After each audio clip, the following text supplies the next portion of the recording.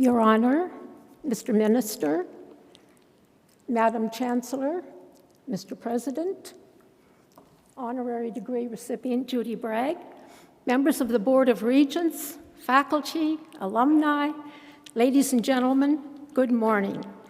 Most importantly, good morning to the class of 2025. First, may I offer my sincere congratulations to all graduates and also to your families. Your hard work has paid off, and you're about to enter the larger world well-equipped for whatever the future brings. May I also say what an honor it is for me to receive this honorary degree from this university today, particularly in this 150th anniversary year since the first woman in the Commonwealth was awarded a bachelor's degree at this university. I and generations of Mount Allison women stand on the shoulders of Grace Annie Lockhart, and so this is such an honor for me today. Thank you. Graduates, you are so fortunate to have earned your undergraduate degrees here at Mount Allison.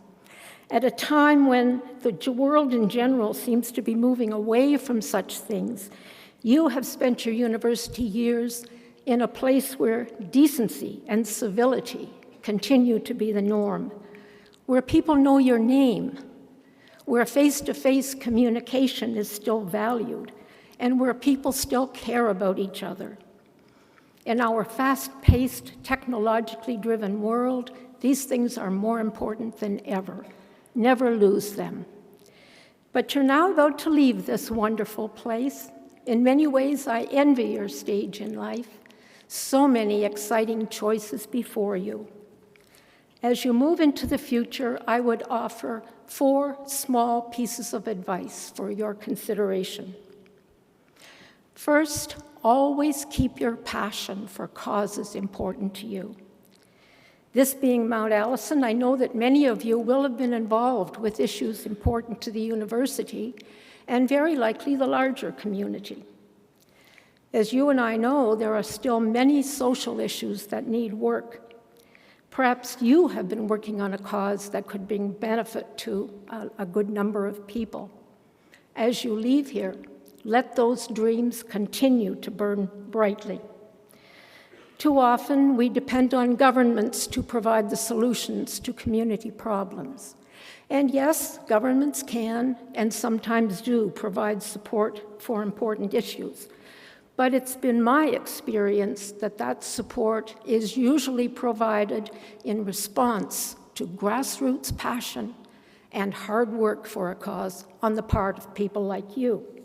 So keep the flame burning, build the fire under like-minded people, and don't be discouraged if it takes longer than you think it should for something to be accomplished. This will make it all the more gratifying in the end. 20 years ago, as we were raising funds to open Bobby's Hospice, the first residential hospice in Atlantic Canada, we came to realize that we would need some degree of operational funding from the provincial government. We knew this would necessitate a visit to the provincial health minister with an ask. What we didn't realize at the time was that it would necessitate visits to 5 successive provincial health ministers with the same ask before the job was done. So the task was neither quick nor easy, but ultimately it did result in funding being established for provincial hospices, and now there are several. So don't be discouraged. It can take a long time to convince hearts and minds. Secondly, don't be afraid to reinvent yourselves. You leave Mount Allison with many skills and a large network of alumni to call on. Opportunities can present themselves at the most unexpected times. It really is true that we never know what's around the next corner. And sometimes barriers which appear to block your way can actually be turned into opportunities. I believe that's exactly what is happening in Canada as a whole at the present time. Threats to our sovereignty have forced us to see our country, our wonderful country, in a whole new light. And we are working together in a way that I have not seen before in my lifetime. And I believe this can only bring long-term benefit. So look for opportunities, look for ways to turn negatives into positives. Continue to learn always, and don't necessarily be afraid to take risks. Taking a risk is not always easy, can be downright scary, but it just might open up a whole new world for you. Perhaps a chance to use your skills to help your profession or your community in a whole new way. But even that might not be the most gratifying part of reinventing yourself. The most gratifying part might come as you meet new people, people you would not otherwise have had the opportunity to meet. So a whole new audience. New relationships can expand your horizons in ways you couldn't imagine, perhaps even new allies for your cause. So welcome new adventures and experiences. Don't be afraid to step outside your comfort zone and take advantage of your alumni network. You will find them more than willing to help you. Third, keep your small town values with you always. Some of you are from small towns, as I am, and you will understand what I mean. Others of you are from large cities, but here in Sackville and at Mount Allison, you have had the opportunity to experience the fundamental values of a small community. Neighbors knowing neighbors, people helping each other out, having each other's backs, helping each other avoid the isolation, which can be such a negative health determinant, particularly as we age, but also sometimes for younger people.